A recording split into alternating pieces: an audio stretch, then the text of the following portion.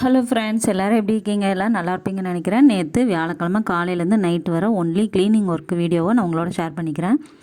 காலையில் லைட்டாக ஒட்டடை தட்டிட்டு அப்படியே பெருக்க ஆரம்பித்தேங்க. பெருக்கி எல்லாத்தையும் க்ளீன் பண்ணிவிட்டு அப்படியே ஸ்க்ரீன் பின்னாடியெல்லாம் பார்த்தீங்கன்னா லைட்டாக ஒட்டடை இருந்தது, அதெல்லாம் தட்டி விட்டுட்டு கொஞ்சம் கொஞ்சமாக க்ளீன் பண்ண ஆரம்பித்தேங்க. கதவு வந்து டிசைன் கதவுனால அதுக்குன்னே ஒரு பெயிண்ட் ப்ரஷ் வச்சுருக்கேன். டிவி எதுக்கு ஓடுதுன்னே தெரில. டிவி வாட்டில் ஓடும், சவுண்டு கேட்கும், அது வாட்டில் ஓடும், நான் வாட்டில் வேலையை பார்த்துக்கிட்டு இருப்பேன். ரொம்ப அமைதியாக இருந்தால் எனக்கு பிடிக்காது. ஏதாவது பாட்டு பாடிக்கிட்டே இருக்கணும், இல்லைனா ஏதாவது ஒரு மியூசிக் ஏதாவது ஒன்று ஓடிட்டு இருந்தால் தான், இல்லைனா எனக்கு ரொம்ப லோன்லியாக ஃபீல் ஆகும். அதனால் பாட்டு போட்டு விட்டுட்டு தான் எல்லா வேலையும் பார்க்க ஆரம்பிப்பேன். இந்த மாதிரி டிசைன்னால் இந்த ப்ரஷ்ஷை வச்சு டஸ்டிங் எல்லாம் பண்ணிவிட்டு, என்னடா இவ்வளோ குப்பை இருக்குதுன்னு நினைக்கிறீங்களா? எங்கள் ஷேடோ பாப்பா எல்லாம் அட்டை ஒன்று கிடச்சிட்டா போதும் தூக்கி போட்டு பிச்சு போட்டுருவா.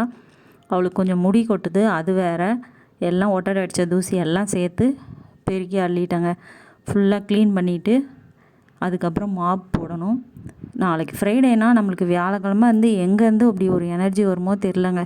மற்ற நாள் என்னமோ சோம்பேறியாக தூக்கம் வர மாதிரி படுப்போம். ஆனால் அந்த வியாழக்கிழமை மட்டும் வேலை இருக்குங்கிறதுல கொஞ்சம் நேரம் கூட உட்கார முடியாது. காலையிலேருந்து நைட்டு வரைக்கும் வேலையாக தான் இருக்குது.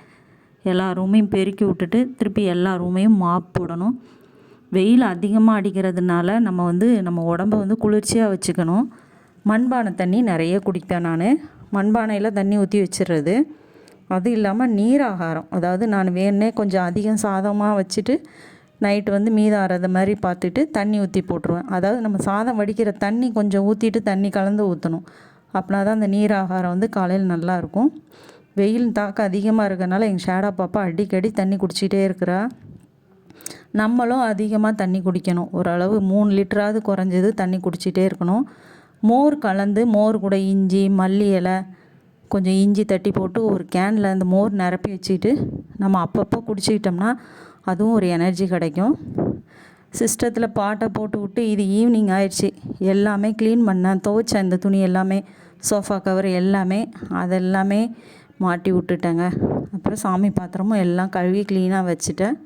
இன்றைக்கி வேலை இப்படி ஓடிச்சு, நேற்று வேலை. தேங்க்ஸ் ஃபார் வாட்சிங்.